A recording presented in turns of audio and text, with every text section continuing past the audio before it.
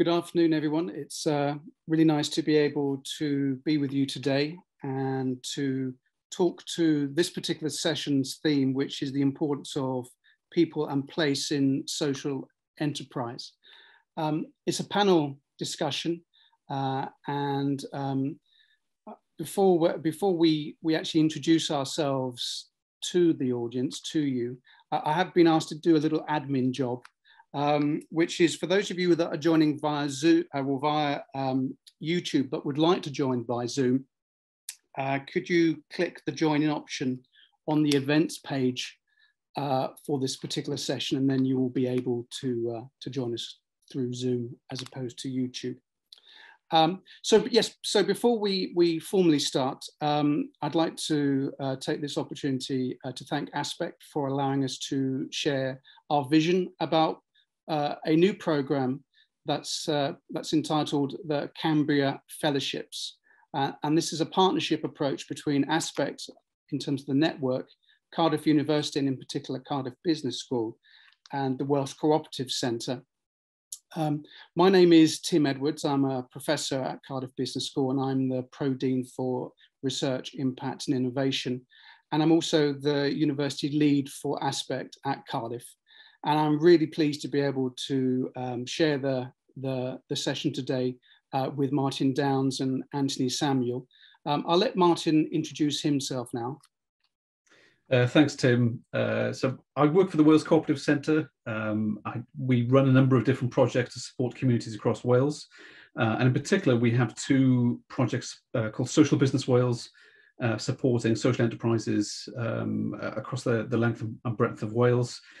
Within that, my role is around social entrepreneurship. So my link is with universities, colleges, startup programs, and government-funded enterprise hubs. I'm pleased to say that the 2 years we've been running this project, we've seen 150 new social enterprises established across Wales. And we've supported them through various stages from vision to becoming incorporated and starting to trade. Thank you, Martin. And now I'd like to introduce my colleague, Dr. Anthony Samuel from the Business School. Hey, everyone. Thank you for having me today. I'm Anthony Samuel. I'm a senior lecturer in marketing and strategy at Cardiff Business School, with a passion, I guess, for business as unusual. In that context, I mean businesses that run sustainable, businesses that operate under good ethical governance, and businesses and enterprises that break the mold in terms of how they add social as well as economic value to our society. Hence the interest in supporting and becoming a part of the social entrepreneurial agenda within Wales. Thank you. Thanks, Anthony. So what I'd just like to take some maybe 5 minutes to do now, before I ask Martin and Anthony to introduce and elaborate the Cambria Fellowship, is to give a little bit of context. So here we're interested about people and place. In particular, we're interested about the context of Wales. And in that sense, it's kind of maybe important to get a sense of the position of the business school within Cardiff University, insofar as that it takes social sciences, of course, very seriously, and it sees a place for business and management in building a better society, in enabling organisations, both commercial and third sector, to really address those grand challenges facing society. And this is particularly important in the Welsh context. We are one of the most impoverished regions within the UK and Northern Europe. We have many communities that are experiencing high levels of unemployment and poverty. And what you'll see here is a collaboration that sees social enterprise, and in particular the development of a social enterprise ecosystem, as really key to overcoming the resource inequalities and lack of opportunities that are often faced by our communities in Wales, and that's North, Mid and South Wales. South Wales is, yes, more affluent, but there are very significant pockets within that area, whether it's the valleys or communities within Cardiff, that suffer a considerable amount of impoverishment because of the lack of opportunity through job opportunities and economic development. The business school is committed to this and has been really committed to this perspective of developing social aspirations around what we do as a business school and its research and teaching, because since 2015 we've had a very clear vision, public value strategy vision, that is really focused towards delivering social improvement alongside economic development. And that works through our teaching and also through our research. And Anthony is a very good example of academics who are looking at a whole range of themes and ideas and grand challenges. And this is orientating what we do through our actual primary research, but also how we teach our degree courses and how we design our degree courses. And so it's a significant part of how we see ourselves as a business school. And we're working very hard to walk the talk. And that's why I'm very pleased to be able to share the platform today with the Welsh Co-Operative Centre, which is a third sector organisation that we work with very closely on a whole range of issues, and who we work with to incorporate our researchers and our students in getting a really much better understanding of why social enterprise is so important for Wales and more generally, and how it is we might develop that ecosystem, and in particular, those individuals that have a real concern with societal ills. And this is where the Cambria Fellowship is, as a pilot scheme for us here, so important in developing that ecosystem. So I've said enough now, so I'm going to pass over to Martin, who's got the slide deck to share, and I'll let him take it on. Thank you, Martin. Thanks, Tim.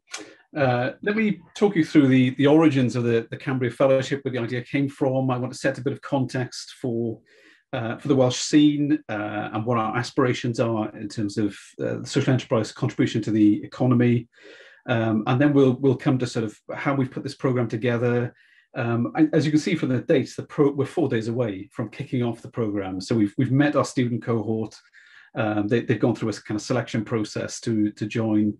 And we're kind of champing at the bit to get started with them on Monday. But I'd like to begin actually with just a brief story about a bridge, not in Wales, but in Honduras. So back in the mid to late 90s, this bridge was built, the Choluteca Bridge, by the Japanese government. A bridge had been over this river since the 1930s, so it's kind of over 60 years by the time this new suspension bridge was built. But it was a kind of really fine piece of technology and built in an area that was prone to adverse weather patterns. So the bridge was built, it took 2 years to build, and then Hurricane Mitch descended, which had a devastating effect on the local area. I'll show you a picture of what happened to the bridge after Hurricane Mitch had descended. So actually the bridge remained intact, but the astonishing thing was the entire local geography was altered. And the bridge, although it survived, was rendered completely useless. And it's such a striking image.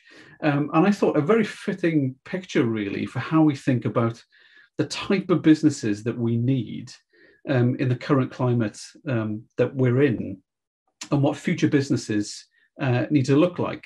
I think a lot of mainstream business support, because I work within that kind of broader ecosystem, that mainstream business support can often provide a lot of coherence for how businesses need to be put together and how they're meant to operate and function, coherent in themselves. But actually our whole landscape has changed. So when we think of the backdrop of climate emergency, we think of poverty and inequality, we think of all the things that actually the pandemic has given us a heightened awareness of in terms of our societal challenges and ills. And all that landscape has changed. I guess my kind of argument is, well, we need business models then. They're not only coherent in and of themselves, but are relevant and fitting for that changed landscape, because the riverbed has really shifted. So I guess I want to argue that, if we were to design business models fit for the 21st century, then the answers we would come up with will be in the realm of social enterprise. The businesses need to be explicit about kind of triple bottom line commitment, have fair ownership patterns and structures. And with that in mind, we've had a kind of coalescing of ideas around the work of Anthony at the Business School and some of the work that I've been doing as well. Let me give you something of a kind of a backdrop to this within the Welsh context. So as a sector, we've been working on a policy ask for Welsh Government and their support in terms of the development and growth of the sector. And this occurred in its latest iteration last summer. To give you an idea, that the sector within Wales, these are figures that are based on a mapping report 2 years ago, and I've seen the current report, so the figures are now slightly higher, but we're not ready to publish them yet. But there are over 2,000 social enterprises in Wales. Employment is about 55,000 people, and we make a 3 billion plus contribution to the economy. What's really interesting, and this kind of is borne out by some research that Anthony has done, a lot of social enterprises are based in areas which would be classed as deprived communities. What we really mean by that, I think, is those communities where there has been an extractive economy, which are now post-industrial, where the economic tide went out and there were no longer any jobs, and social enterprises have a particular traction and importance in those communities, and particularly after a decade of austerity, where they've filled some gaps where public services used to be. So that's something of the backdrop. We have a number of organisations within Wales, of which Wales Co-Operative Centre is numerically the largest, that have got together to find out and to develop a new strategy to support the growth of the sector. So this was carried on last year and launched and presented to Welsh Government. Now, I mention it because one of our sort of key and significant asks within that is how we develop more, how we develop and encourage more, particularly young people, to develop social enterprises, how we work with universities to promote awareness of social enterprise solutions, and how we co-create and design some of those things. So there's an impetus from the sector and I think a receptivity, certainly working with Cardiff University around these areas.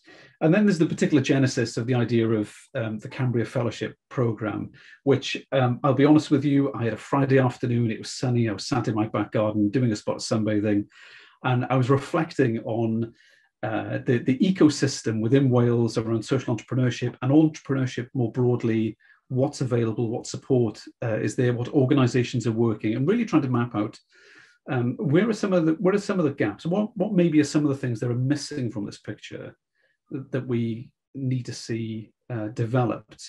And that's where this idea of the Cambria Fellowship came to me. Not, was it a eureka moment? I've been working with social entrepreneurs for a few years and reflected a lot on support for them, and particularly that end of the social enterprise spectrum where we've got our best thinkers, our deepest thinkers, our social scientists who need to commercialize that work and enter the field of social enterprise and to act as change makers within communities. And so from there, we had internal conversations at the Wales Co-Operative Centre, and I've been working with Anthony, and so we began a conversation. I said, what do you think about this idea? Could we take it forward? And then, that developed a further expression of that partnership development. And I guess we made certain choices. I've put it, it's always good to think in pictures, just in terms of the choice architecture. With business support, when you enter business, people have already made decisions about what's important, just as like when you go to the supermarket and all you need is milk and you have to run the gauntlet of the bakery to get there, or you pass the end of aisle and there's all these treats at eye level to lure you in. The choice architecture is already set. So we've rethought what that choice architecture needs to be if we want to encourage a particular kind of new social entrepreneur. And within that, I think one of the critical decisions that we've made is that we've wanted this to be a fellowship rather than an accelerator program. So excuse the kind of the picture contrast of the box of eggs compared to the omelette. But the fellowship model, we are making decisions about the kind of connections we want people to have. So they're not eggs in a box with all the individual ideas that they want to take forward. As valuable as that is, the fellowship model really is about, as we'll see when we talk about framing it in terms of wicked problems, we want each participant to support and have a perspective on and to be a resource for others in the fellowship. I think we're only going to move forward in tackling our deepest social troubles if we have our best thinkers working together and our social entrepreneurs developing a cooperative social entrepreneurialism. And so the fellowship is important from that standpoint. The fellowship is also important from a legacy standpoint as well, in that we want these participants to make a long-term contribution, both within Wales and beyond Wales. So the fellowship model is critical to what we're seeking to do, as is the apprenticeship model. And really the apprenticeship model on the right of your screen and not on the left of your screen. We want people to apprentice themselves to deep social issues. So it's a short program, but we want a long haul commitment and long haul learning beyond the program. The program will give them some amazing tools to be able to do this, but it's the long-term commitment to say, I'm going to build my career on tackling these particular social issues and problems. And something on Wales and the World, I do need to explain as well why Cambria Fellowship is the name for this new program. So Cambria is the Latin term for Wales. And I deliberately chose that because there's an act of translation going on. And certainly we're not restricting the work of this fellowship to Wales or participation in it just to Welsh students. We are going to look, as we'll see when we describe the programme, at the Welsh landscape. We'll think about poverty and inequality in Wales. We'll think of the Future Generations Act, which is a distinctive piece of legislation that we have in Wales. We'll think of Wales, as somebody said to me this week, Wales is part of the awesome league of small nations. And so we'll think about Wales in the context of other well-being economies with the likes of New Zealand and Finland. But really, we want that active translation. So we want that the local context to be understood by students at Cardiff University studying Wales for a period of time. But also we want those students, some of them will go back to their home countries. We want them to take the lessons that they learn. We want them to be able to think in terms of both contexts of Wales and their local context, and do that act of translation and applying what they've learned and building businesses. So we are thinking globally as well as thinking about the Welsh context. Just a few more things now before I hand over to Anthony. And again, here I go again with a kind of a pictorial image. Christopher Booker's book, it took him 25 years to write, the 7 basic plots, which he traces all the way through how the story of Beowulf and the story of the movie Jaws are essentially one and the same story, that there are only certain limited number of plot lines that run through ancient literature, right through to theatre and film. And I was talking to students this week at a summer startup week. Very often the narrative for entrepreneurship with young people is about rags to riches. The story of how somebody starts with a mop and bucket and £20 and now they're a millionaire. But actually, if we were to choose a different narrative, there are narratives that are more suitable, I think, to social scientists. And top of the pile there is overcoming the monster. And I guess that's what we've got here. We're asking our students to look at wicked problems and deep societal issues that they want to challenge. They want to use their research to address, and how they're going to commercialize that through social enterprise. And that seems the narrative that we're pursuing, not the kind of individual pursuit of success, but an entrepreneurship that's going to benefit everybody, and it's going to benefit communities, and it's going to tackle those issues. And I guess on that subject of choice architecture, we are reframing something around, therefore, how we're going to understand competition. The painting in the background is, by the way, is Picasso's Guernica, which he painted in 1937, which, if you don't know it, was probably the greatest anti-war painting that exists. Huge piece of art, 25 feet long, but that's an aside, but quite an interesting one. But what would happen if we were to reframe some of those elements around competition? I'll give you an example of it. So one of our social entrepreneurs who's going to come to speak on the programme runs Manumit Coffee in Cardiff. Twitter is very ephemeral, isn't it? But I saw this tweet a few weeks back. I honestly haven't been able to stop thinking about it since. As a statement of a social entrepreneurial mission, that they have no intention to outdo hipsters. They're not in competition with other coffee roasters. But that passion for justice and a love for people makes them in competition with traffickers and modern day slave traders. And I think that strikes exactly the right note for that overcoming the monster narrative. That's what we want from our fellows as part of the Cambria Fellowship, that they are going to have a passion for justice, a love for people. They're going to take the wicked problems that they have an interest in. That's what they're in competition with. And that's why we're developing much more this sense of none of these 12 individuals taking part are in competition with each other. We're all in competition with the backdrop of the social challenges. And therefore, we want a spirit of cooperativism and collaboration and support in terms of knowledge and skills and practical support as well.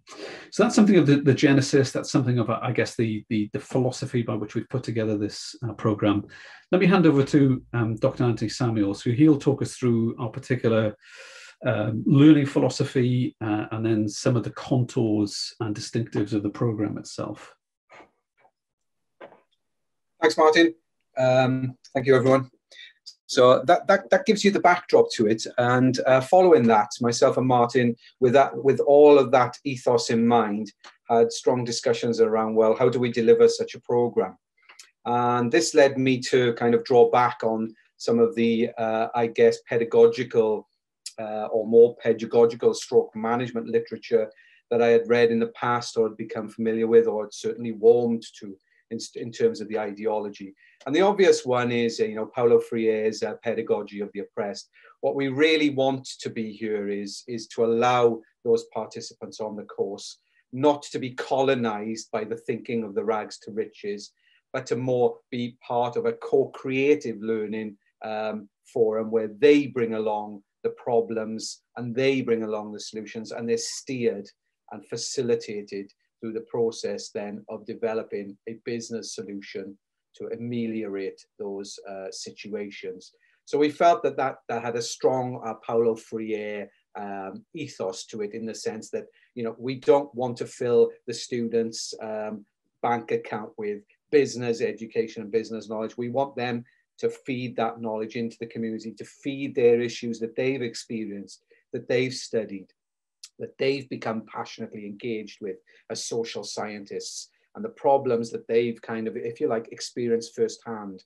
And we really do want the student, therefore, to bring that to the forefront of the course. And when we show you how we've started to plan this, it'll kind of make sense. In addition to that, Martin, could you share the next slide? Thank you. We've also drawn heavily on Etienne Wenger's work of community of practice. We've already started in induction, allowing students to understand where their repartee, if you like, of what they're interested in as their problem has overlapping systemic connections to other problems that another student has brought along. So we're looking for a very, very systems thinking based co-creative learning environment where mutual engagement and joint endeavour and enterprise is going to be really encouraged right throughout the programme. And as Martin said, really, what we're really interested therefore in is, you know, a number of distinct different topics. We're going to start the students by them getting a deep understanding of the societal problem that they're interested and contextualizing that into a wicked problem. So we have two really, really prominent New Zealand academics delivering sessions on wicked problems, where the students will bring along the issues that they're interested in, exploring and developing an entrepreneurial endeavor to overcome that, and to reconceptualize that as a wicked problem, and then further think about it in terms of a system. So we have some really brilliant, you know, social scientists grappling with, you know, passionately grappling, should I say, with some wicked problems. You know, I'll just name a few, for example, from the induction that I was blown away with, really. The normalization of gambling, you know, the systemic consequences of community poverty and how, you know, one community can't get over that, if you like. Domestic violence,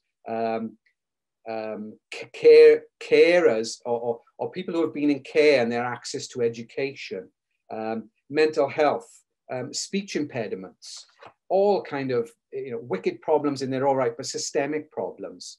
And once we've done that, then at that point, once the student has crystallized that idea, we then want to take them through, well, okay, so what is the innovation and the entrepreneurial endeavor that you need to go through to actually start to ameliorate some of these wicked problems? And how can you work together and within a system to actually do that? So we have, as you can see there, the students going on a journey from understanding their problem to thinking it through systemically, to then understanding, well, what is social entrepreneurship and how can we develop a social enterprise within that context, to then over to design thinking.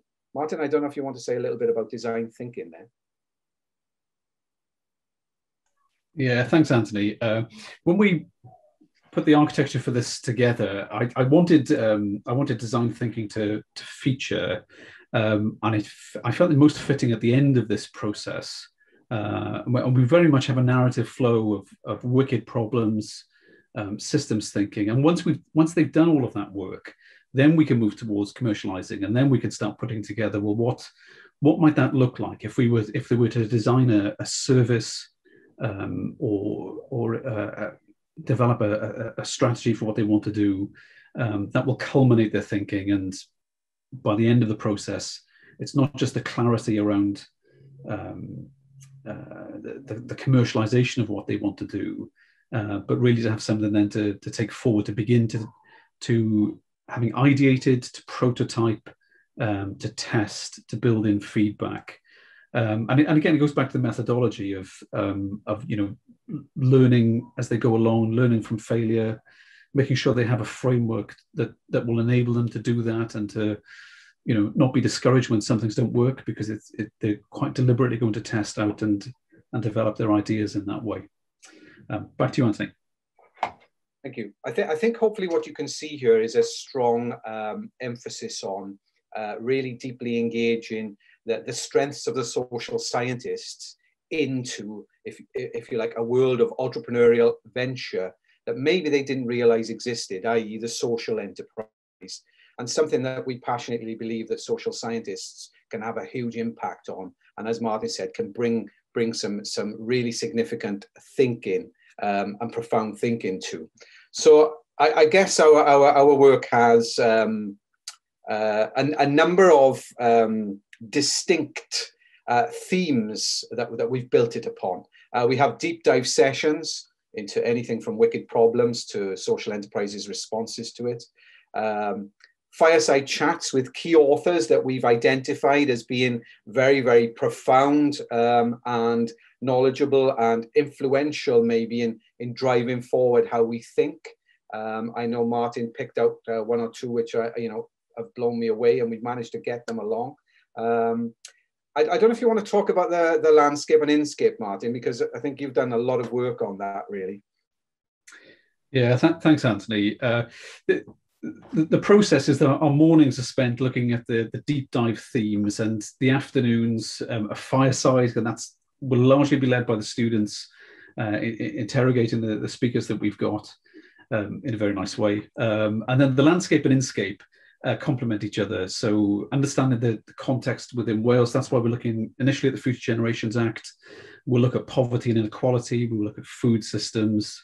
And then the inscape, we've got social entrepreneurs who, particularly those who are working within particular systems, to talk about their journey and to talk about how they've set up a commercial entity to address a social problem, the challenges they face, the mistakes that they've made, and the impact that they're having as well. The first one who's going to kick this off is a social scientist, Dr. Ben Reynolds, who, after completing his PhD, set up the Urban Foundry. And I think for the students, that will set a kind of good context for somebody who is actually, where they'll be in a couple of years' time, or even a few months' time, he's done. So we'll glean a lot of learning from him from that. I'll just come to the maybe some of the authors that we've got, and we've put this program together. Anthony, I think it's fair to say we're really pleased with the program. I'm really pleased with the caliber of the people that we've got. So the public philosopher Roman Krasnarek, if you're not familiar with his book, The Good Ancestor, Radical Prescription for Long-Term Thinking, which is a phenomenal text. And I think the students will really benefit from engaging with him. I mean, some of his previous work is around working with the School for Life, which is, if you've engaged with that brilliant resource around philosophy and literature. So yeah, we're pleased to have him. He's joining us on Monday. Professor Keith Grint is going to be joining us. So the students will all be reading through both Roman's book and Professor Grint's book on leadership. And particularly that there's a chapter within the book about wicked problems and clumsy leadership solutions. So I think the students will really benefit from that engagement with him. And just one other to mention, Professor Tim Jackson, his most recent book, Post-Growth, Life After Capitalism. We're absolutely delighted that he's going to be joining us. So that, it's a real benefit for the students to have this very distinct feature of being able in a small cohort of 12 to have this access to so many great speakers. And I think, Anthony, another positive to mention is just how global the makeup of the speaker speaker list is as well. I don't know if you want to comment on that. Yeah. So in addition to having obviously these very, very significant authors, we've also got some academics from New Zealand who have from Auckland University and Canterbury University, who are going to be delivering the sessions on wicked problems. These two academics are well published doctors in their field. We're really, really pleased to have them along because I've read quite a lot of their work, and their conceptualization of wicked problems is very macro and very, very easy to understand and digest. So they've agreed to run 2 seminars on wicked problems for us. And we have the world's first professor of macro marketing, Ben Williscroft from Auckland University, again, delivering a session on systems thinking to our students. So in addition to our own coveted staff like Professor Ken Peaty, who has written a seminal text on sustainability marketing, and Professor Calvin Jones, who is our green economist and I guess our eco warrior economist at the business school. They've all agreed to deliver. We've also got a CEO from Ecotricity and Forest Green Rovers Football Club coming along to talk about how they greened their business up.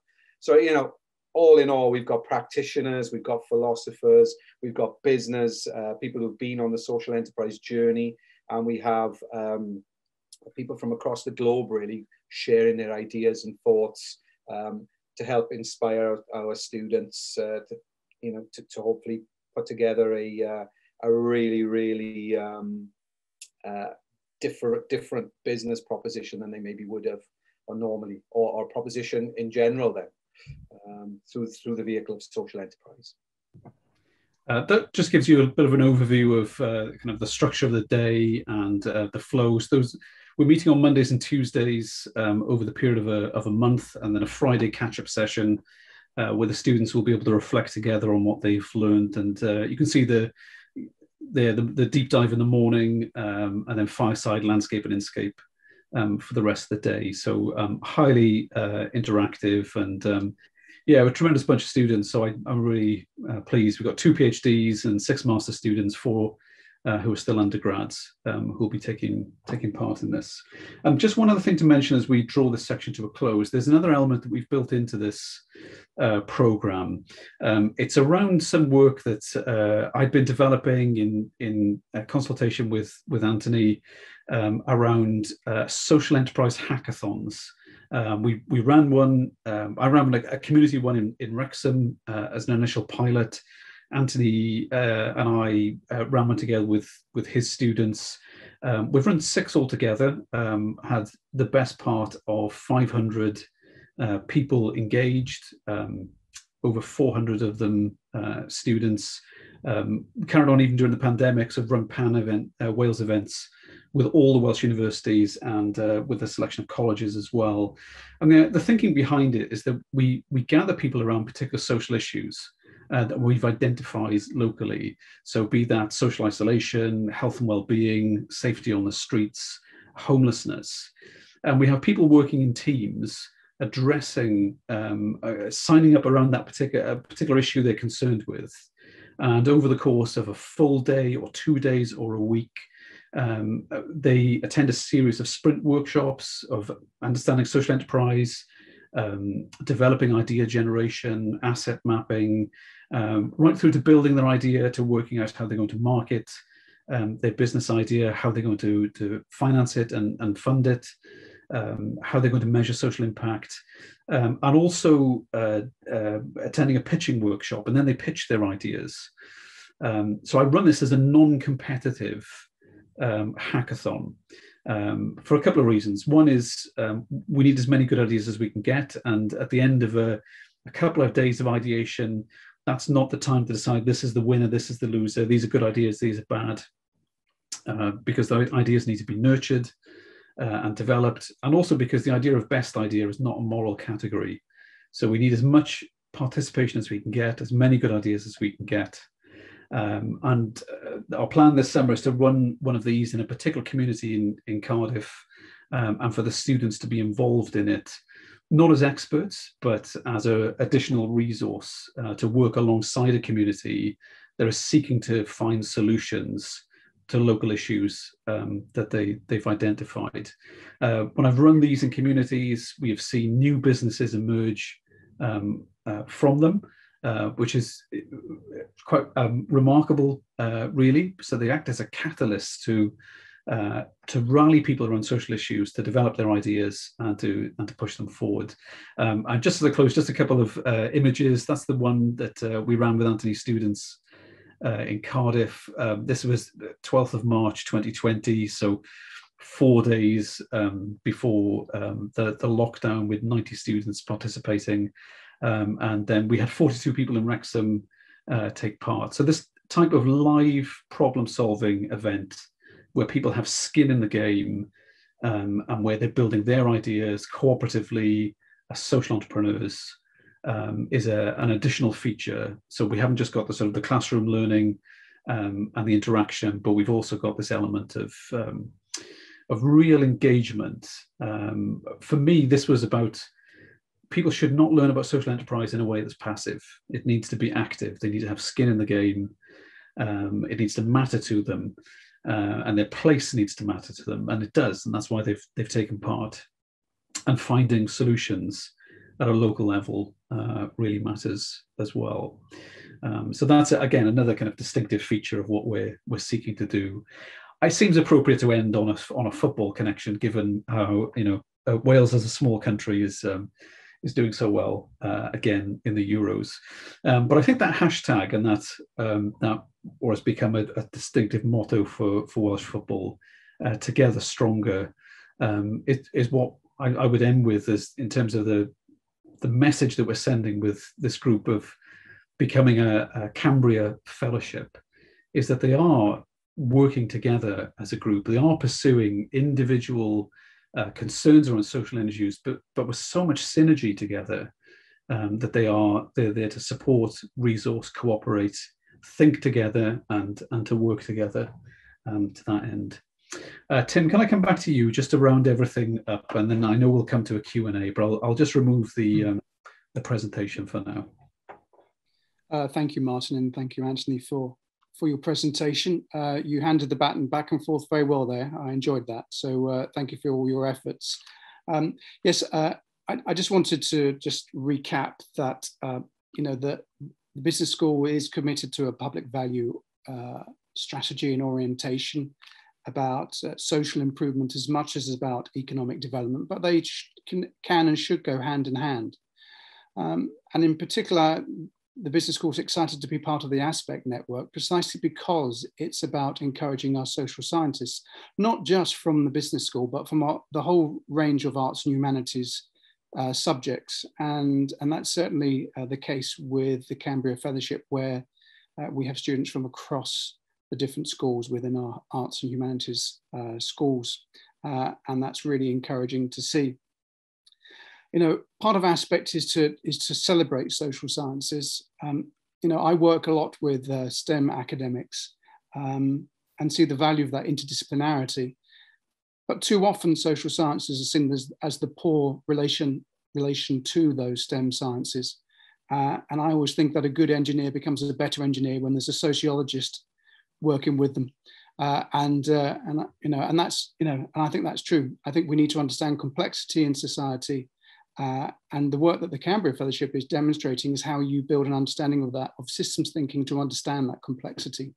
And it's not a simple one-fits-all model, but actually it's a far more complex process by which our social scientists through this fellowship will begin to understand the connectivity of the problems that they're looking to engage with, and how they might, through collaboration, find ways of beginning to address them through social enterprise. So I'm going to leave it there. I'm looking at the question and answer chat, and I've been in conversation with Bruce Waltock, which I hope is pronounced correctly, a colleague near Princeton, New Jersey. There's a question actually, I don't know if Martin or Anthony, you can see the chat. Bruce actually asked a question about a set of ideas that is Welsh in origin and is the work of a particular academic who's now living in England around this. I'm going to get the pronunciation wrong because I'm not Welsh, but Cooperative, which is a set of ideas around a framework for leadership. Martin, have you come across this? I have, yes. And Bruce, do you know what? I ummed and ahed about whether we asked Dave Snowden to speak on the pilot program. I've got the next best thing. I've got a scientist by the name of Chris Bolton, who works for the Wales Audit Office, who knows Dave Snowden very well, loves the Cooperative framework. It's something that early part of the pandemic, I really enjoyed looking at. So we've got an element of it. Maybe not as much as I would like for this time, but yes, I think it's on my radar. Sometimes you think a bit longer term about possibilities. So, but yeah, Chris Bolton is a fantastic guy, and he's going to lead one of our sessions. I think the students will really benefit from his insight, and yeah, he will be talking about the Cooperative framework, no doubt about that. Thanks, Martin, and thank you, Bruce, for your insights around that. I have to say, and I must apologise that I haven't come directly across that work, but I'm certainly familiar with notions of complexity and how this plays out within different social contexts. And so I think I can probably say that I'll be very interested to have a look at that at some later stage. And I'm sure Martin will enjoy sharing his ideas around it. I would like to see if there are any other questions that anyone has to ask, and we'll hold on for a while if there are, but there's nothing showing on my chat at the moment. So whilst we're waiting and people are maybe thinking about what they might want to ask, I was going to ask Martin or Anthony, in terms of the ideas that the students have brought to bear, can you talk a little bit about the connectivity? You mentioned that there are ideas there that overlap. How are the students being encouraged to think about that in terms of what they're trying to learn from each other? Anthony, is that something you want to? Yeah, I'm happy to take that. Thanks, Tim. I think that's a really a good question. Obviously, we had the initial induction this week where we asked the students to present for 2 minutes their problem. We didn't quite want them to start thinking about it as a wicked problem just yet, because we felt some may have some understanding of wicked problems, but others may not. So just straight offhand, one of the first presenters talked about the normalization of gambling, and how gambling and the kind of the normalization of it, particularly in areas of high poverty. And then that was followed by a presentation of one of my Haitian students who talked about communities he's known for 25 years, that they haven't moved or progressed, and people are stuck in cycles of poverty. And what he would like to do is see some different income streams shifting in there through tourism and self-empowerment. And then we had another student talk about domestic violence and how that was linked to poverty sometimes. So we had this kind of overarching, I guess the macro, if you were to put it down to macro, micro, meso, was, the poverty was coming out in extremes. And then there was an interesting 2 or 3 on, one on mental health and one on speech impediments. And that was around misunderstandings and people being uncomfortable and not knowing how to deal with people who are experiencing these issues, and therefore, ending up in situations where they become ignored, they become patronized. And so there was simple overlaps there as well in terms of perceptions and value systems and education. So I guess one of the things that we hope will come out of that just came out of that 5 minutes really, or the 2 minutes that each of the students were presenting, they were talking very, very systemically without knowing it. So hopefully bringing that out further to the forefront, we'll start to see big overlaps in the problems that they're trying to solve. So yeah, I don't know if that's answered your question, Tim, but yeah, no, it's just trying to, I think as you just described, moving from the sort of statement of the issue or the problem, and then trying to put it into some kind of context and how readily it can be characterized within a context. And then where is the scope for action within that space? And I guess how the systems thinking begins to allow people to make connections and begin to make sense of that complexity. I mean, we had some students really discussing the complexity, whereas others were talking about, well, this is what I'd like to do immediately, almost, these are some of the solutions that I can see overcoming this issue. So I guess it's kind of going to be a challenge to keep a lid on that for a little while and then say, okay, so how can we now really exploit that idea to overcome that, that social issue or that wicked problem that you're trying to address. I guess we just felt from the start that it's kind of ripping up the hymn sheet. And I love that metaphor that Martin put up. The rags to riches is often the way I've taught entrepreneurship in the past. And indeed maybe how policy has always looked in Wales as well. I'm old enough now to remember the entrepreneurial strategy that Wales put into place. And each university and college had an entrepreneurial champion. And the only way we could really fund and support a business if it could show an extreme growth strategy. Well, sometimes that's very, very off-putting, particularly for social scientists who maybe want a lifestyle business, who maybe want to just address an issue through a business and don't necessarily really want to think about it as fast and rapid growth. So yeah, I think we wanted to address that straight away, and the overcoming the monster on top of that pile is really, really symbolic. I think it's important that we don't have that. See. Yeah, sorry to cut across, but I think you're right. We don't want that one-fits-all model of entrepreneurship, and social entrepreneurship has many different shades, and that's important to try and pull out. What I wanted to ask Martin, because I'm very happy to ask questions,